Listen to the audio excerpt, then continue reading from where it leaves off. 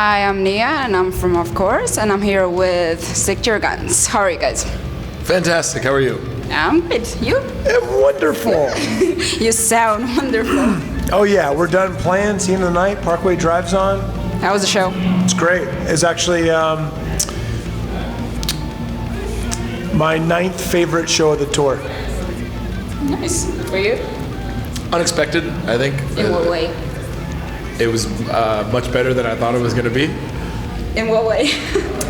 I guess reaction. I don't know. We've only been here one time. It was a while ago, and I just wasn't expecting for people to be as hyped up as they were for our band, and for people to know our music or to be as familiar with our music as they were. Do you think that activism is necessary in hardcore? Jumping right in. How's the show? So, political stance. No political stance, just activism as activism. I mean, look, yeah, I'll say yes if it's a gun to my head between yes or no, but I mean, people can resonate with music for all sorts of reasons. And I know that when I first got involved in hardcore, it wasn't from an activist standpoint, but it led me down that path, or at least down that path of that way of thinking. But I'm not going to sit around and tell someone they're not a hardcore kid if they're not like punching a Nazi or like, you know, painting shit, or giving out pamphlets or whatever, going to protests. People can be involved in many different ways. Sometimes just going to shows, to me, that's enough. Just being involved in the music in some way. But to me, yeah, they go hand in hand, I think. Right. I mean, your speeches are really long, but people react to them. So.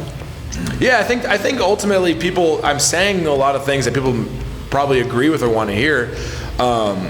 Now, but maybe only 1 or 2% of them will actually put that into effect. You know what I mean? It's which is fine. That's okay. Whatever. Like, these are the things that I think, and in the words of Sage Francis, my music's a much better person than I am. So, and also it's like, my music is the person that I want to be, not necessarily the person that I am. So I think that's also something that should be said. Is that a lot of the time I can get on stage and I can speak very deliberately, like I have something, like I have the answer or I have it figured out. I don't. But these are things that I do think in my head. So. How about you? Yeah, I think that people also get excited whenever they do hear, I mean, us obviously particularly, but I think when any band talks about things like that, because it's not something that bands talk about a lot, or at least in the world of bands that we tour in, it's not. So whenever someone gets on stage and like, hey, listen to what I have to say, then I think it grabs your attention, and then most of the time, I mean, because we're essentially saying like, don't be a dick. So if you disagree with that, then obviously there's an issue. But as far as activism goes, I think that activism is just important in life. If you can put that within the music scene, then that's, just like you said, then that's great. But that's not the point of the music for me. But you have somewhat activism in the songs. Well, I mean, if I was for us as a band, yeah, absolutely. But I don't think that necessarily like to go back to your question, like is activism like necessary in hardcore? I mean, right. Again, as Stick to Your Guns, we would say yes. But as Jesse, I might say no. I don't think that it's not. Again, like, not to repeat myself again, but it's just like you can be a hardcore kid and not be at a Standing Rock protest, or not be at a Black Lives Matter protest, or you know what I mean. Like you can still, That might just not resonate with you. You might not care, but that doesn't mean that you don't love hardcore music or whatever.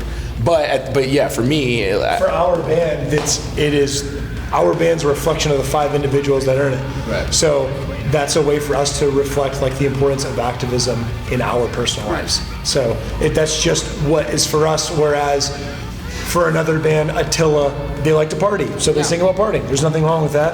That's just what the point of their band is, and the point of our band is just something different. Right. How does the audience react to more and more clean vocals? I mean, in your opinion, clean vocals within our band. Yeah. We just did a thing for Munich Impericon Festival we're about to play where we let the fans decide what our set list was. And they chose all of the songs that are the most clean singing. The number one song has zero screaming. Yeah. And then that made us go, oh God, what are we doing? What is wrong with you? That song Left You Behind, that's on Disobedient, like, it's pretty much a ballad and there's no screaming, it's all just singing, and that was the number one voted song that people wanted to hear. So, yeah, it definitely was like, what the fuck? Like, cause like I was saying to the guys, like, it was kind of frustrating at first to see the list just because it was like, I have this vision of what Stick to Your Guns is, and when I saw that list and all the people that voted, it looks as if the world views the band completely different than how I view it, which was like kind of like that. Well, this sucks, but at the same time, I mean, they're still Stick to Your Guns songs, so they still mean something to me, and I love them. But like, I was just like, fuck, okay, this is weird. It was Left You Behind followed by The Crown. Like those are the two songs that, like again, like we like the songs, but also our point of view is skewed because when we think about playing a show, we're like, okay, what's gonna make everyone flip out and who's gonna sing along to this and like pit and fucking, stage dive and do all this shit. And then we're like, Left You Behind, everyone's just gonna go to sleep and like pull out a lighter. So it's weird whenever that happens, but people like the clean singing, and so do we. I think a lot of the bands that... I guess maybe sing-alongs? Yeah, but a lot of the bands, to go back to your question, a lot of the bands that we grew up listening to had clean singing. I think that's always been a staple in Stick to Your Guns, even when you go back to the beginning of the band, and now it's just become more and more because my boy's got a great voice. He sings like an angel. Reaction to that? Thanks, Josh. Why did you decide to do an EP instead of a full length? Because we're lazy. Yeah. No, EP has to be 5, a full length has to be 10, so we put in half the effort to get 100% of the result of an EP. Exactly. Yeah.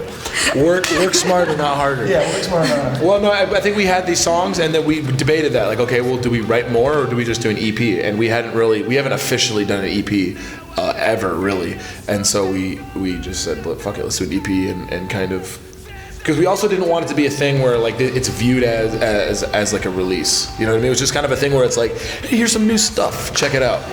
And then we're gonna work on a full length after this tour. And also, I think a lot of it had to do with just internal views of the band, which what I mean by that is that in 2014, that's whenever we recorded Disobedient. We sat on the album for a full year until it came out. So to us, the album's been out for a lot longer than it has. Yeah. Because even I remember whenever we did the CD release tour of that album, we were like, oh, these songs, because we'd been listening to them for a year. Right. And so it was already old to us. So doing the EP, there was a part of it, at least for me, that I was like, oh, great, we have some new songs that we can just throw in the set, and just feel like we took like a little shot of adrenaline to the band by doing an EP. What does motivate you regarding music? Good question. I think as a lyricist,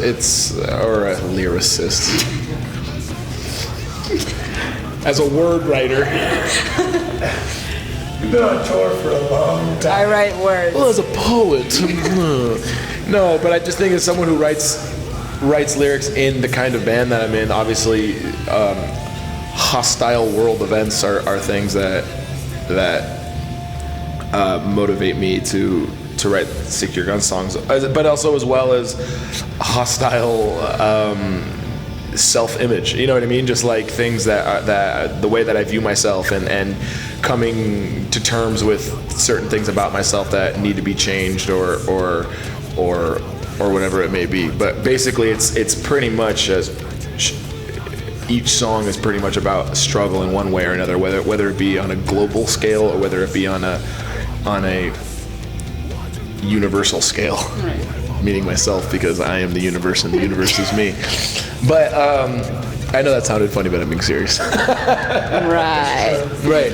But that, I mean, from that point, yeah. But that's my answer. Yeah. I think from a music standpoint, as cheesy as the answer is, it's just life for me. Whenever I pick up a guitar, whenever I grab a guitar to like try to write a riff or something, a lot of it is like it's almost like an expression of whatever I'm dealing with personally kind of comes through it. So sometimes if I'm real angry, maybe I'll write like a real angry riff, or if I'm like in a better mood, like having a good time, maybe it's something that feels more like that. So again, even with his word writing, it's all a reflection of what's inside of us and what's around us. How did Josh fit into the band, and how did the collab happen? How does Josh fit into the band? How does Josh fit in? Kind of like this. Perfectly. That's more of a question. We knew Josh. I met Josh for the first time in 2013. No, man. So wrong. We were on 2010, 2010, 9, 7, 8. There it is. 2008. Oh, 2008 Warped Tour. Right. He just doesn't love you. So what happened was Stick to Your Guns did a two week leg of Warped Tour in the States, and Evergreen Terrace was on the tour as well. And on our last day, I remember seeing Josh miserably pushing gear through the mud, like, oh, fuck this. And I took that as my opportunity to go and introduce myself, because right after that we were going to do a European tour, our very first European tour with Evergreen Terrace. And so I'm like, hey man, I'm in Stick to Your Guns. We're about to tour together in Europe. And he just grabbed my hand and he crushed it into dust, and I was like, fuck. And then he's like, yeah man, nice to meet you. And then I was just like, fuck, this guy hates me right now. And then we did that tour together, became friends, and then 2 weeks later we're in Europe, and I'm trying to tell him it's a bad idea for him to move in with his girlfriend. And he's just on his cell phone the entire time. And me and everyone else on the tour is like, man, that guy's crazy. His cell phone's gonna be like thousands of dollars. And what was it? it was like $2,400. Something insane. Yeah, it was crazy. I'm an idiot. I didn't know. It was the first time. No, it was his first time in Europe. 2008. So how old was I? It was also his first time debating whether or not to move in with a girl. And we were all like, don't do it, man. 10 years ago, so I was 19 or 20, something insane like that. But yeah, and I was like, They were right. My girlfriend, and everyone's like, everyone at the same time, like, no! At the pizza place, we were getting pizza. We're like, no! It was the right thing. I shouldn't have done it. And then we asked him later if like, hey, Josh, want to play guitar and stick to your guns? He's like, yeah. And then he did it. What's crazy is the day that I got a call about if I was interested in playing in Stick to Your Guns was actually the day that I told everyone in my old band, Evergreen Terrace, that I was like, I'm done full-time touring with this band, because there was just a lot of internal problems at the time. And then I remember later that day I got a call from Stick to Your Guns, like, hey, you want to play guitar? And I'm like, sure. Because, and also I told Jesse this, and I don't mean it in any kind of disrespectful way, but the music isn't what made me like want to join the band. I was like, oh, the band's all right, like they're great live, but when I listen to the records, like I didn't personally feel like very inspired. But when I would watch them live, I would really feel inspired, because I would listen to them speak and I would relate to a lot of that. But then also the other guys, I just loved so much. And I was like, man, I want to be in a band with people that I really do like respect and love and I'm on the same page with. And then I just got lucky, because then when I joined the band was in the studio for Diamond. I remember I flew to Colorado and then I was listening to the songs and I'm like, oh, these songs are fucking sick. So it's like a win-win for me, where it's like I end up in a band whose music that I love, and then also like I love like the message, and I love like the live performance, and I love like the mentality of everyone. And I think that's really why the band functions so well, because we seem to kind of we're all individuals, but we have enough things in common. What? 2013. That's crazy. I don't know. That was like 4 years ago. What's crazy? His first answer was he met me in 2013. I was already in the band in 2013. I've been in the band for 5 years. I joined the band at the end of 2011. What the Well. Anyway, it doesn't matter. I'm in the fucking band. I'm not going anywhere. What do you think makes a local scene a strong local scene? Attendance. Yeah, people just giving a shit. You know what I mean? Like people supporting each other's bands. In Orange County, it was like that for a long time. I mean, I won't even just say it's Orange County. It's like it's everywhere. But I see it even now between a lot of hardcore bands. Is like everyone's friends as long as they're all on the same level. The second a band starts doing a little bit better, then all of these bands are going like, fuck this band, they suck, fuck them. But like, so it's like that's what sucks. You know what I mean? And so. As long as like you have a good support group of people who are going to shows and playing in bands, and then the people who are playing bands also going to other shows that they're not necessarily playing, I think that makes it. Yeah, I'd say that, and just like a solid pit. Yeah. It's gotta be. Yeah, just have the scene at the pit. What's your favorite band to tour with? Stick to your guns for sure. Love those guys. You're in that band, it doesn't count. All those guys. But my favorite tours are the ones we do by ourselves. Architects. Oh yeah. I saw you guys in November. Yeah, they're probably Sick tour. my favorite. Or Terror. Architects or Terror. Yeah. Both. Or Stray from the Death. Both. That's it. I don't know. If I just name your band, then I fucking hate touring with you. So if you're not Architects, Terror, Straight for the Past, then fuck you. I really prefer just to tour solo. But I mean, like, just. As a guitarist? Like, I like to. Josh has his own. How's that going? It's going pretty good. I show up here and I join 4 other guys on stage. And But that isn't solo though. you know, I'm solo on the tour. And then I show up and I do a collab. If I want to speak to him, I have to tell Martin what I want to say. Then Martin tells Josh. Josh tells Martin. I'm getting paid 50 cents to do this interview with him. That's a lot of money in some places. For today tour. We've done many tours with them. It's not that we necessarily have issues with them as...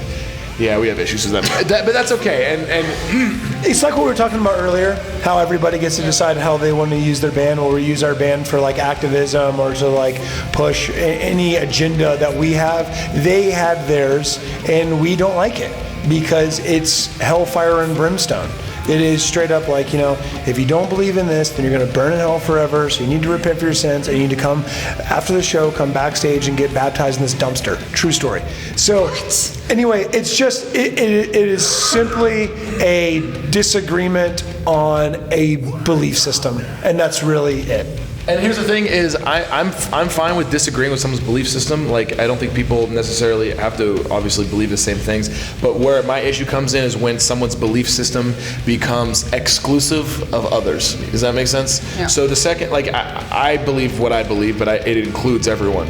When someone else believes something and it excludes certain people, that's when I have my issue. Does that make sense? Extremism in a sense, towards a system that we don't like. Right.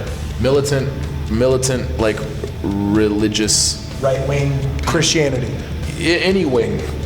Left wing, north wing, south wing, any wing. Militant religion or religious shit is not going to suffice for the future of our world. So. Why haven't you come to Serbia yet? We were just talking. Why? Why? From there for the conversation. Oh no, we were just talking about it. I mean, I don't know. Why haven't we played Shanghai? I don't know. I'm not asking about probably you guys. because no one has inquired about us playing there. Because the way things work is our booking agent and promoters talk to each other, and then it either works or it doesn't work. So I don't know. There's no. Hopefully we'll play soon. Yeah. There's no political reason. The or, generic thing that everybody else says. Yeah, we'd love to come to Serbia. Yeah. It's true. I want to come to Serbia, Do you but know I what also. Serbia is? Yes. Where it is? No. I mean, I know where it is. It's over there. I know this. I know that we couldn't drive through it whenever we were going to Romania or. Yep. Yes. Because We played Budapest, and I know that we could not drive through it. Because of the Atakarnet. the papers, everything. Yeah, because you need to have papers to go Yeah, to because of Serbia. customs. No, they're So horrible. you make it a pain in the ass. Yep. So that's why we don't come. That's don't- why, we don't play. that's the reason, yes. We'll stick to your guns. Thanks for having us. Hey.